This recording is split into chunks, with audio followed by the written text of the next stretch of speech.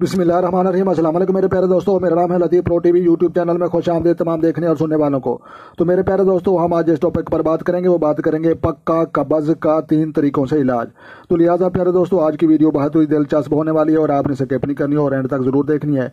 तो लिहाजा प्यारे दोस्तों, कब्ज़ का जो है पक्का इलाज, पहला तरीका हम आपके साथ ये शेयर करते हैं कि जनाब इस मुतल्लिक़ आपने जो है सुर्ख मरचान, ये जो है सुर्ख मरचान आपने 5 रत्ती तांबा दरमियानी उंगली में जो है आपने पहनना है। तो लिहाजा दरमियानी उंगली में जो है आपने ये सटौन, ये पत्थर ये पहनना है। तो लिहाजा पहला तरीका जो है कब्ज़ का सुर्ख मरचान 5 रत्ती तांबा दरमियानी उंगली में पहने।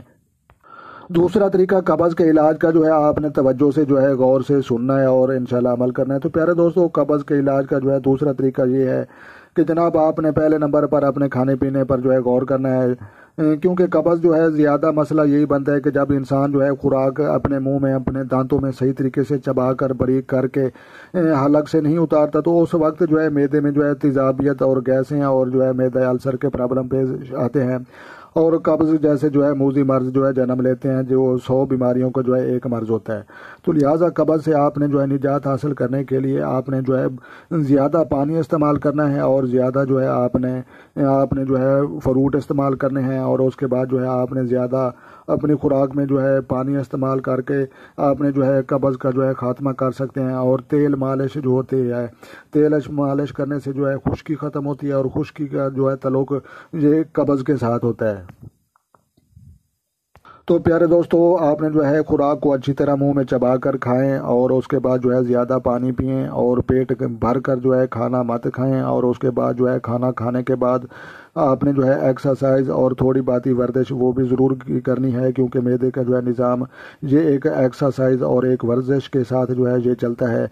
और उसके बाद जो है ये जो 2 तरीके हो गए कि ये एक स्टोन, और तीसरा जो है तरीका मैं आपके साथ शेयर करूं कि जनाब ये पक्का तरीका है। ये आपने जो है अगर इस आपने अमल किया तो इंशाल्लाह आपकी जो है ये वीडियो देखना और अमल करना ज़ाया नहीं जाएगा और इंशाल्लाह आप बहुत जो है कामयाब सेहतमंद इंसान बनकर जो है लोगों को नज़र आएंगे। कि जनाब आपने जो है जब इंसान नमाज पढ़ता है और दोनों पाँवों पर खड़ा होकर किबला रुख होता है, तो जनाब उस वक्त जो है मैदे का लेवल दुरुस्त होना शुरू हो जाता है।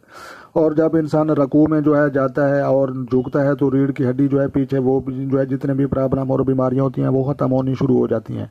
और इंसान जब सजदे में जाता है और दिल जो है वो ऊंचा हो जाता है और सर का लेवल डाउन हो जाता है और खून जो होता है वो सर की तरफ दौड़ता है और उससे जो है सर के प्रॉब्लम और रीढ़ की हड्डी के प्रॉब्लम और मैदे के प्रॉब्लम जितने भी होते हैं, ये कुदरती तौर पर अल्लाह तबारक व तआला का हमें एक तोहफा मिल जाता है सिर्फ मस्जिद में जाकर नमाज पढ़ने से।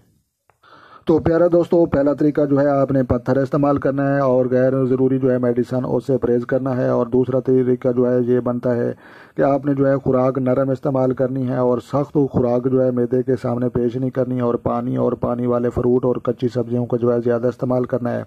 और तीसरा तरीका ये बनता है कि जनाब इंसान मुसाफिर है, ज़िंदगी एक सफ़र है और अल्लाह के यहाँ पेश होना है।